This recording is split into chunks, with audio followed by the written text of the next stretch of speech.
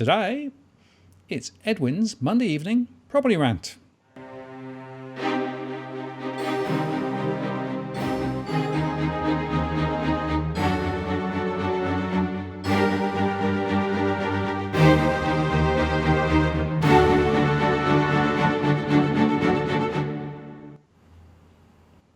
Hello again, it's Martin North from Digital Finance Analytics. Welcome to the latest post covering finance and property news with a distinctively Australian flavour. Today, I'm joined once again by our Property Insider, Edwin. Hi, Edwin.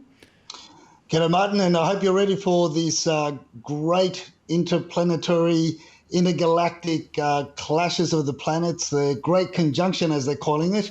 So yes. Apparently something's happening today and tomorrow. The planets are aligned, and it's hold on to your toupees, as they say. Well, indeed. Yes, it's interesting. It's meant to be one of the most spectacular alignments that there is. So I think Saturn's involved. So it'll be quite interesting to see whether we see anything here. Knowing my luck, it'll be so cloudy I won't see anything at all. Well, look, it's going to be. You're game to go out and see what's going to happen out in the stars. I'm going to go underneath, not the covers. I'm going to get underneath the mattress, Martin. Very good. Now, of course, we've got an interesting challenge on our hands. How much Edwin is too much Edwin is the question for this week, right? Because as well as our rants today, we're also going to be doing a live show tomorrow. And in fact, I'll just put a quick plug for that. So you'll be on live this time, 8 p.m. tomorrow, 22nd of December, to take questions from our audience. And it'll be very interesting to see how many we get. I've already got quite a few, actually, to throw at you tomorrow. But just to remind everybody that Edwin will be online then tomorrow as well. So the question is, Edwin, how much Edwin is too much? I think when I was born, my mother said it's just too much. Throw me back, but it didn't work. So I guess I'm here for the long haul, Martin. Well, very good, and I think that the long haul is probably a good bet at the moment because there's so much to talk about. We might just touch on a couple of recent articles this week before we start, and I think the one right at the head of the list should be the one by Frank Chung in news.com.au, which basically was spruiking the $50,000 cash from the Australian government, which is being thrown at foreigners to persuade them to come and buy property in Perth. Oh, well, look, it's I don't. The government's really. It's like that white powder. I'm not going to mention what it is, on over our podcast, but it's like that white powder for crack addicts. Oops, I mentioned it. So it's the politicians just can't get enough, can they? I mean, but then again, understandably, the transactions have been relatively low in comparison to previous years, and so really that's where they're suffering. They may throw incentives, and you got to get that stamp duty, and ongoing taxes that would charge foreign investors to come back in. The question is are they really going to be able to? A couple of things that come to mind, Martin. One is first of all, the plane loads of overseas investors. We're not going to see those again. Particularly not from China. Not when the Chinese middle class are going through a lot of turmoil. Their factories are in shutdown mode, 2 days on, 2 days off. They've got no power to the factories. Factories are closing down. The WeChat chatterers telling us that it's that a lot of them may be closed down permanently. It's a time of the year where they would otherwise be in high production for the new year fashion, the new year products to be pumped out globally. But obviously, when they've got no power, they can't manufacture anything. And are the poor bastards also going to freeze to death, given the fact that they're also on blackouts in cities? They can't high-rise apartments.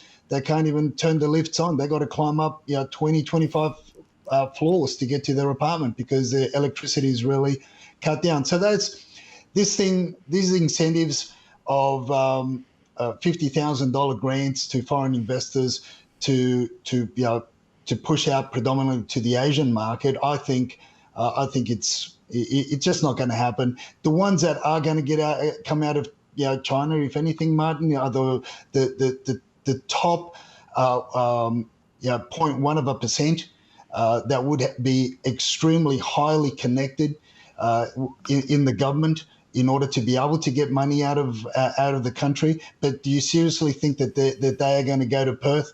I don't think so. I think they're more likely, got their eyes on prime real estate in Sydney. And as you and I know, and we've discussed for many years, and that is that it's not that hard to buy established homes in Sydney, not when the regulations are very lax. So that's part of it, and the other part of it is it really an incentive to put a stop to the high-rise devastation that we're about to walk into in 2021 with people that bought off the plan 3-4 years ago. They're not going to settle, and developers are going to be in a world of caca. Yeah, well, absolutely. And I'll put a separate post up actually when I go through Chung's article in some detail. But there were three really interesting observations. Firstly, they were quoting basically a Chinese portal here in Australia, but directed up there. And she was saying that she's had, a dozen or so inquiries. Although WA themselves said they've seen no transactions at all coming through. So, there's an interesting observation there. The other two people that were mentioned in the article were both people involved in high-rise developments in Perth at the top end of the market, prestigious developments. And you could sort of see the spruiking from one end of the country to the other, right? It was just incredible. So this is another example of a highly unbalanced and I think very misleading article. But there is an interesting question, which is that if it is true that foreigners are able to get access to the government money that's being thrown at prospective purchasers, I think that's an amazingly awkward and difficult thing for them to have to deal with. Look, but like this government's just, or state governments and governments in general, they're just.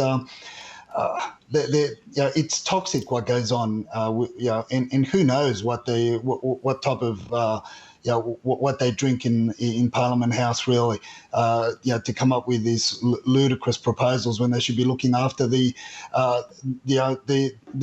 citizens, when they should be looking after seriously looking after the first home buyers. If they really wanted to seriously look after the first home buyers and the construction sector, do away with a lot of the taxes, and a lot of the duties that builders pay, post a purchase of land, from purchase of land to completion.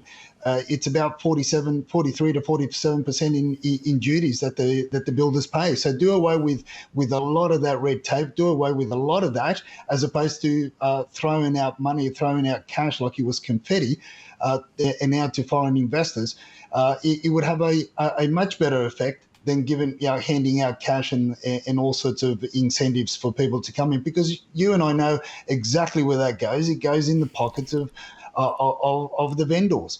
Whether they be new, whether they be secondhand, no matter what, any incentive that's thrown out by way of cash up front only pumps the price of the land or the price of the completed dwelling. So it hasn't worked in the past. Like I keep on, I don't know what they drink in Parliament House. Honestly, they're obviously not drinking water. They're drinking something else that's making them go crazy. Well, yes, you wonder what they are drinking or smoking or whatever. But look, they are so myopic in terms of their approach to trying to support their mates in the construction sector, right? And this is all about supporting the construction sector, nothing really about easing affordability or helping people really to buy. The best way to help first-time buyers is actually to improve affordability by letting house prices come down, not continue to stoke them higher by ever more incentives, because that is, as we know, just a way of lifting prices and essentially making people pay even more to get into the market. Well, that's correct. And look at all the look at even if we only looked at the last 10 or 12 years per se as to what's happened. What's happened is there's been a watered down of the regulations. From the Foreign Investment Review Board to the regulations with warranties, insurances, and with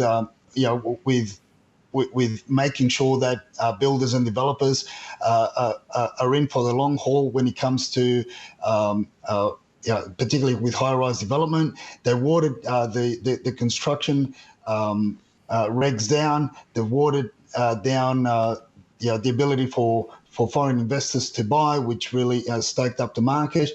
And they've done all that, as you say, to protect, pump up the construction and their mates in the construction industry, and to support them as opposed to supporting us. And now look at the other side of the coin to all that, Martin. Now, who's going to be paying? Who's going to be bailing out all these bastards that took shortcuts in building your Opal Towers, in building your Mascot Towers, in building all these other towers that are slowly decaying and falling apart, and the people that in good faith bought, the locals that bought in good faith, were persuaded and were pushed into buying because they thought they were being protected by all the regulations, which are useless. Now it's them and us, the taxpayers, that are going to be bailing them out again. So we're paying for this horrendous proposals that the government put out, and they keep on doing it. All these handouts, they keep on doing it. It's really not looking after the people, just looking after their mates. Yeah, I'm afraid that is absolutely right, and I don't see any change next year. By the way, I would say that we're back on Skype tonight as opposed to Zoom, and you're back in your freezing mode from time to time. So anyway, the audio's fine, so we'll just keep going, and people can enjoy you suddenly talking very fast and catching up again. So now the other article I just wanted to touch on briefly was the ABS. The ABS published a whole series of data sets over the last few days, and the one that hardly got reported at all was the one that said that mortgage stress and rental stress up till June this year was significantly higher. Now, what's fascinating about that, of course, is because that aligns very strongly with my own analysis from my own data. And what I find interesting is that the reports that the ABS released, which were quite comprehensive, hardly got any coverage at all. And I find that quite surprising, given all the other stuff that gets reported from the ABS. So it's almost like nobody wanted to talk about the elephant in the room, which is that more households are in financial stress. No, and it's going to be interesting moving forward to see what's going to happen with now that we're going into who knows, another lockdown or lockdowns, further lockdowns to what we've now got in the northern beaches. Are they going to extend that? I mean, many states, if not all, have already shut the borders on New South Wales. With all these economic uncertainties, businesses are going to, obviously, they're suffering. People are just throwing their hands up in the air. Local discussions with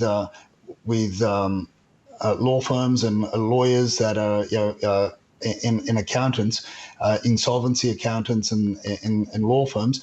I mean, it's a lot more business people are just throwing their hands up in the air and saying, well, we gave it another shot, but that's it.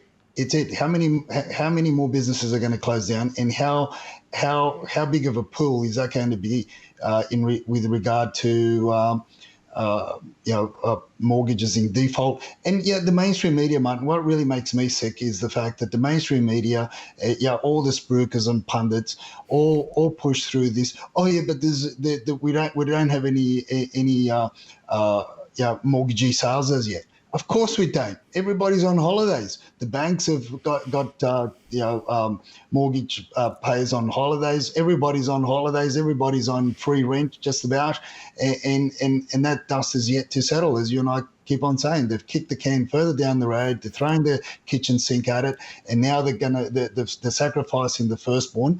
And only God knows what's going to happen post March next year. But sooner than later, we're going to be paying for it. Sooner than later, we're going to be paying for it, and we're going to see. One of the things that has come about is we have seen the listing numbers drop significantly.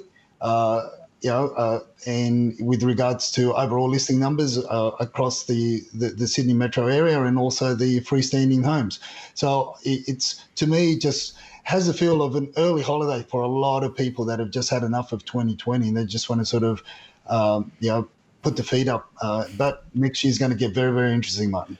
Yeah, well, I'm not sure it's going to get a whole lot easier, but we'll see, I guess, as we'll go into next year. It was interesting that one of the large banks was reported to have started to buy back distressed mortgage holders quite recently to sort of ease the pressure and to deal with otherwise would be reported as defaults.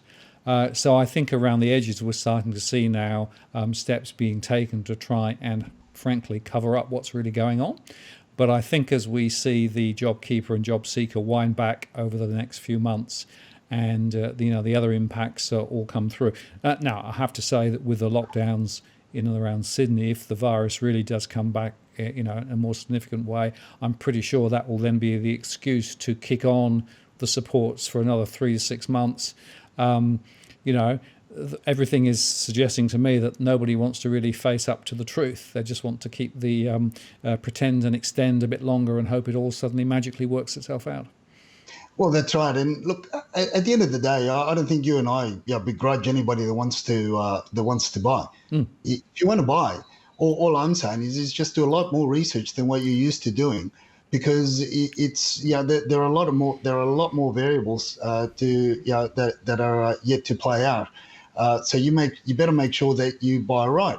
As my old Jewish mentor used to say, you make money when you buy, not when you sell. Yep. So what I've seen, there's been this whole aspect of local FOMO, the fear of missing out, that's been pushed, the main narrative of the mainstream media, and a lot of people have fallen for it. And unfortunately, what I've seen is a lot of people buying stuff that in a year's time, 2 years' time, 3 years' time, it's going to require tens, if not hundreds of thousands of dollars more in rectification work because of the nature of the properties that they've been buying and the age of the properties that they've been buying. So you just got to buy. You got to buy right. No, I don't think you and I say don't buy. No. I think you and I say be careful how you buy. And as I always say, we say to all our clients is, we help them buy with an upside, so that if there is an adjustment, as I say, as the dust settles in, economic dust settle, and if there are further grenades thrown at the floor that you're buying into, you mitigate your losses. So it's just a plain and simple idea that you and I have been sharing for a number of years, Martin. That is just research, and don't get caught up in the with the mainstream, with the main tide going over the cliff. Be careful what you buy. Look, we've helped this week alone. We've helped 3 clients buy,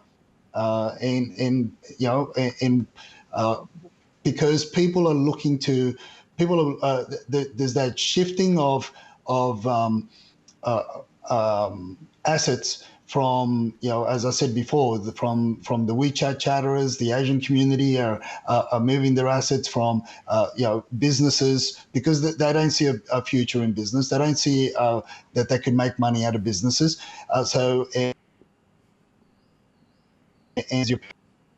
In the banks, because they're not getting a good return, and then you've got people that are simply don't want to live in an apartment anymore, particularly with all these uncertainties around pandemics and around any other future viruses. So there's that shift, and they're moving out to buying freestanding homes. But it's what could you say? It's almost like we're watching 2 markets: the apartment market and the freestanding home market. And obviously, because not a lot has come out to be listed for sale, with regards to freestanding homes, there's been a high demand. So there's things are going to be playing out, and things are going to be interesting. People are going to be looking to those.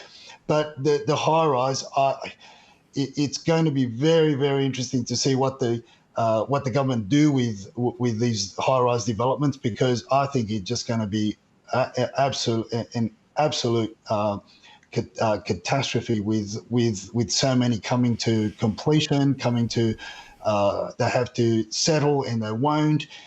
hence the reason why we're seeing all these incentives, Martin. So it's rather, look, it's going to be very interesting. 2021 is certainly going to be, if we thought 2020 was an interesting year, 2021 is going to be faster, quicker. We're going to have to be thinking on our toes a lot quicker and keep on playing the game of chess and not get sucked into the vacuum of the mainstream.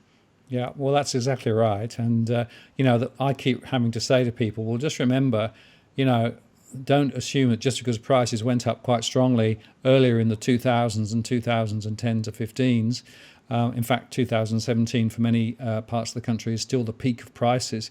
We're not necessarily going to see anything like the same rise in prices. So if you are going to buy, it's worth just reflecting on what happens if prices don't go up from where you are. And, is that going to be an achievable situation, or will that make it impossible? And as there are, of course, more people now going on to interest-only loans, and there are more people assuming that they'll have massive capital appreciation over the next 5 to 8 years to be able to then essentially pay down the loan. That, I'm afraid, I think is going to be wishful thinking. Well, that's right. I mean, I had an interesting conversation with one of our clients and myself, and had an interesting conversation with a selling agent today. And he was, we were sitting at the table, signing a contract to get out of the way before the end of the year, and at a lot less than what the vendor's expectation was, and somewhat less than what the guide was as well. So he was confident that he was going to get it across the line, and I got word half an hour ago, about 40 minutes ago, that it's formally exchanged now. So below all expectations, which is great for our client. But the thing is, in our discussions with the selling agent, he was saying, you're going to do well because property prices in the area are going to go up to by double digit. And I said, let me ask you a simple question, and that is, how much, how many percentage points did the property prices actually fall in this area? Not more than 2.5, really. So, when 12 months ago, properties were being sold for 15% more, and now we're getting, let's say, 12% what they were 12 months ago. You don't think that's significant? I mean, and that's how the conversation went along those lines. In other words, I said, let me have a guess. You read the AFR, right? Yes. Oh, yeah. It's that's the Bible of real estate. Yeah, of course it is.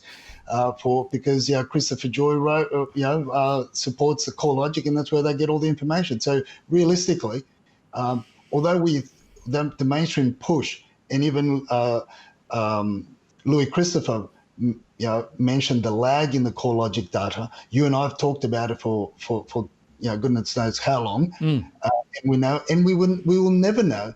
They will never tell us how much property prices really fell.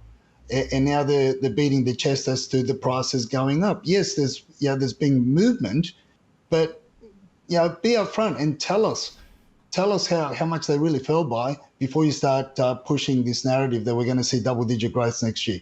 Yeah, well, I agree with that, Edwin. And my local analysis, and I continue to do that for a number of viewers, shows significant falls, and people are surprised when you actually look at the real data as to how much prices fell from, say, 2017, 2018, and how small the uptick is over the last 2 or 3 months, right? So, yeah, prices may have moved up very slightly, but if you drop 15 to 20% and you're up 2%, that's still, a net negative result. And yet, if you ask them from their own analysis, most often they will say, well, core logic says, so therefore that's what I think has happened. And I said, well, hang on, that might be an average, and even if the average doesn't tell you much. But if you look at the real information in this particular area from the true settled values that are coming through, this is the situation. And they get really quite shaken by the difference between the spruiking and the reality. Yeah, it's like it's like falling off a cliff, isn't it? The the doctor doesn't really tell you what else is wrong with you. They'll say to you, look, you got some great news. You can move one arm. What about the rest of my limbs? We don't want to talk about that. I'm telling you, you got great news. You can move one arm, and we sold your pair of shoes. Yeah, yeah, exactly. Well, The shoes that you were wearing. the analogy I have is, these cartoon characters who run off the edge of the cliff and they keep running, right? And they keep running and they keep running and they keep running. And because they keep running, they don't fall. But as soon as they look down, and then they fall, right? I'm afraid that's the environment we're in at the moment. There are lots of people still over the edge of the cliff, running, hoping upon hope that they're not going to find it, that it just falls below them. And unfortunately, I think more people are going to get horrible shocks as we go into 2021. Yeah, look, unfortunately they are. Unfortunately they are, but as I say, don't begrudge anybody who wants to buy, but you just got to be diligent. You just got to know. Don't get pushed into this. Don't get conned into these the mainstream narrative. And as you say, that if there isn't one today, there'll be one tomorrow. And look, I've said to a number of our clients that this is. We're actually working right through. Well, we can't travel overseas anyway. We can't go anywhere anyway, so we might as well work through. And what I'm noticing, what I'm coming across, is a lot of agents that are very keen. Another agent, again, got a discount on what he said 3 days ago. No, the owner will not take less than this, and this is as far as he'll go down, and blah blah blah. So today, in our chat, and I said, well, look, this is as far as we really want to go, with 15,000 apart. So he goes, well, I tell you what, I'll push the owner to sell.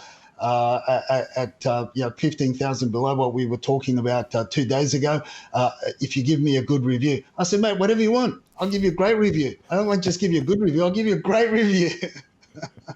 So there are bargains to be. There are bargains to be had. You just got to know what buttons to push. You just got to know where to look for, and there are deals. So look, I could go on and on with different. The main thing is, Martin, you make money when you buy, not when you sell, and just do your due diligence. You got more time.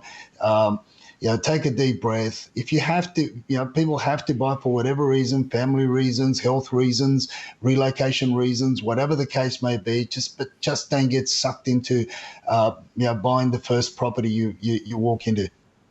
Yeah, well, that's the best advice, Edwin. And we'll add to that, there's always more property, right? There's always more stuff coming. So, don't think of it as being the only opportunity you will ever have to buy, because that is just one of those, again, spooking stories. Edwin, I appreciate your time. I'm just going to remind everybody again that you're on tomorrow live, 8 p.m. Sydney time tomorrow. And you'll be able to answer questions from our live audience. And some of the topics we're going to cover, based on the questions already, is the dichotomy between apartments and homes and houses, which you've touched on, but I think we'll go into that in more detail. Somebody was asking about the questions relating to valuations, and when valuations are falling as they are in quite a number of areas, particularly from the valuers, how does that translate to how you negotiate? And then the other one is some of the questions with regards to those surveys that we've touched on a couple of times. I've got some follow-up questions there. So I think it'll be a really interesting conversation, and I look forward to discussing that with you tomorrow evening. Oh, look, I think they're great questions to start off with, and let's see if we can get a few more. They're the type of questions that I like, and that's when we get down and dirty. That's what it's all about. Trying to find out how this whole thing works, and let's get down and dirty, Martin. That's it. Boxing gloves on tomorrow, and you never know, Santa may make an appearance as well. I look forward to it. And down and dirty it will be, Edwin. Thank you very much for your time. And we'll see you tomorrow. See you tomorrow. Looking forward to it, Martin. Cheers. Bye.